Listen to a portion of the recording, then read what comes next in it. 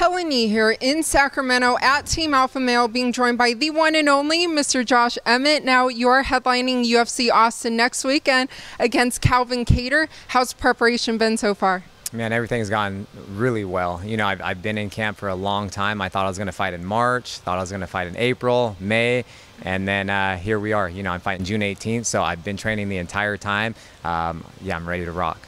You do have a 4-fight win streak. You have 2 bonuses out of those 4 fights. So what expectations do you set for yourself going into next weekend?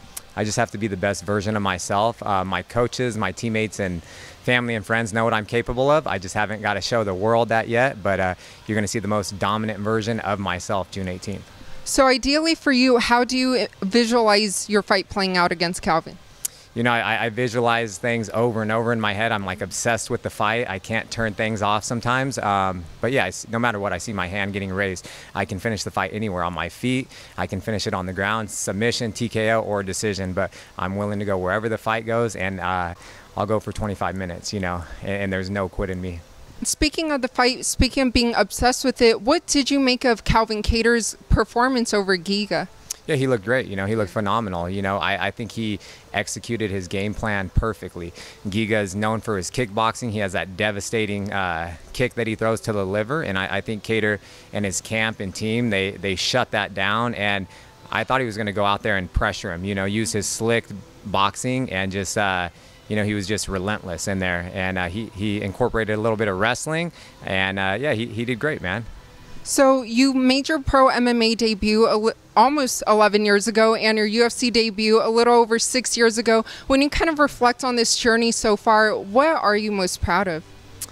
Man, it's I don't know. I don't know what I'm most proud of. You know, I think that I just, no matter what the obstacle is, I just kind of, you know, just break down the obstacle, break down the door, keep moving, never stop, and overcoming adversity and stuff like that. But you know, I'm not too proud of my accomplishments yet. You know, I will be shortly.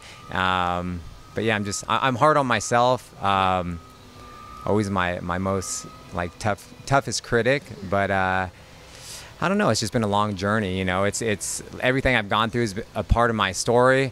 And you know, the one thing I am, I guess, grateful for, or I'm grateful for a lot of things, but in my MMA career is that I haven't had an easy road, like that's for sure. I've had a tough go. I've had tough opponents. Nothing's ever been handed to me. I've had to work for what I've accomplished, and it's going to be that much sweeter when I do get to the top. That's what makes things very rewarding, you know, literally having to work for everything and know that you did it your way. Yeah, no, 100%. You know, it's I feel like, even though it is an individual sport, there's still, I have like one of the best support systems. And I call it my team. It's our time. You know, it's finally our time. And I'm not just talking about Team Alpha Male. I'm talking about all my coaches, my wife, my family, friends, like all my therapists, PT, chiropractor, masseuse, like everyone that's invested in me, everyone that's helped me, my dietitian, everybody. So it's our time. It's not my time. It's our time. And that's what fuels the fire, and that's what I'm going to be pushing 25 hard minutes for. Just knowing and just thinking about everyone that's helped me along my path.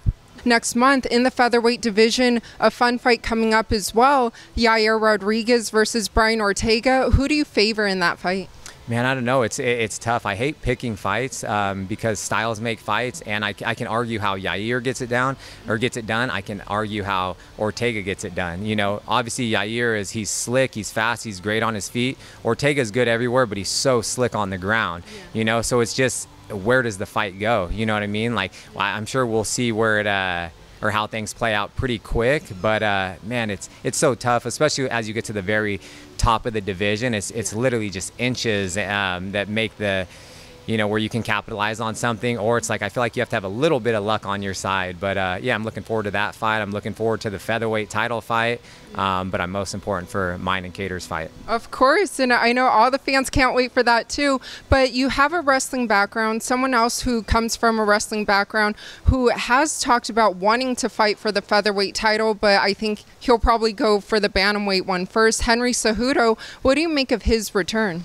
Yeah, that's awesome. You know, Cejudo, I was huge fan of him, like wrestling wise, you know what I mean? He was like the youngest American to win a gold medal. I had his wrestling shoes, you know, in college.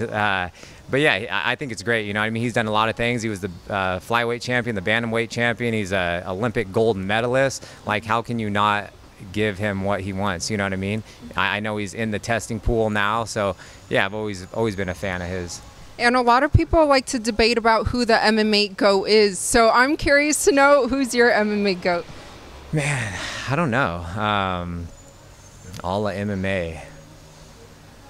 I don't know. I have to go with Khabib, you know, just because he was undefeated. He was a lightweight champion.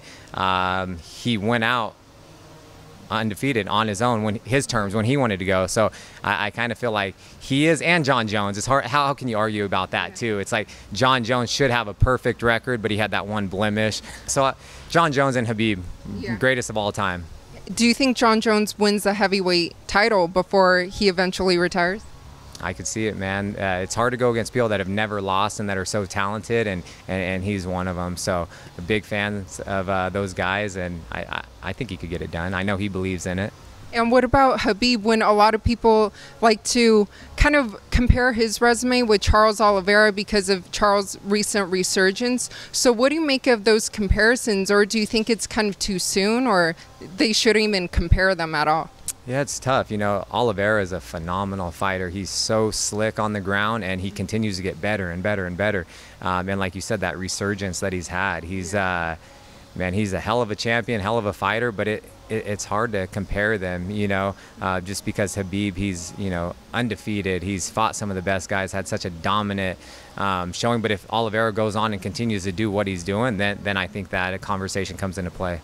Well, like I mentioned, all the fans can't wait to watch your fight. And also, I know you have some UFC Austin t-shirts that are out, right, on joshemmett.com? Yeah, I have, you know, one of the local artists here, and David Garibaldi. He's also known worldwide, a famous artist. We did a little collaboration. He painted this awesome painting of myself and put some things that represent me and had an Austin theme, and we turned that into a fight t-shirt. So it's on joshemmett.com. You can go on there, you can get your t-shirt, you can get a print, you can see all the companies that support me and I represent, and yeah.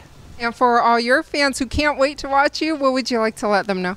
I just want to thank them for like this long ride. They've all supported me, been there from the beginning, and we're almost there.